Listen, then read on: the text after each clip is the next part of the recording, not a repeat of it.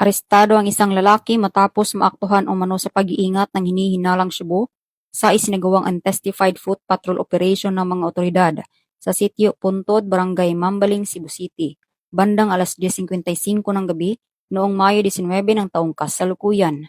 Kinilala ni Police Captain Arnel S. Ancheta, officer in charge ng Police Station 11 CCPO, ang suspect na si alias Bern, 36 anyos, isang high-value individual na residente ng sitio ng Kaavil, Barangay Quiyot Pardo, Cebu City. Ayon sa ulat, nahuli umano sa akto ang suspect sa pamamagitan ng plain view operation na nagresulta sa kanyang pagkakaaresto.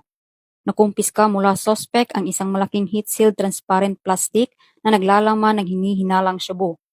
Tinatayang may bigat na 50 gramo ang nakuhang iligal na droga na may standard drug price na umaabot sa 340,000 pesos. Mahaharap ang suspect sa kasong paglabag sa Section 11 ng RA 9165 o ang Comprehensive Dangerous Drugs Act of 2002. Patuloy na isinusulong ng Cebu City PNP ang kanilang mandato na tiyakin ang kaligtasan at seguridad ng mamamayan bilang bahagi ng adhikain ng Philippine National Police, bagong PNP para sa bagong Pilipinas, serbisyong mabilis, tapat at nararamdaman. Mula dito sa Central Visayas, ako inyong Police News Network Correspondent, Patrolwoman Flora May Asares, alagad ng batas, tagataguyod ng Balitang Pulis.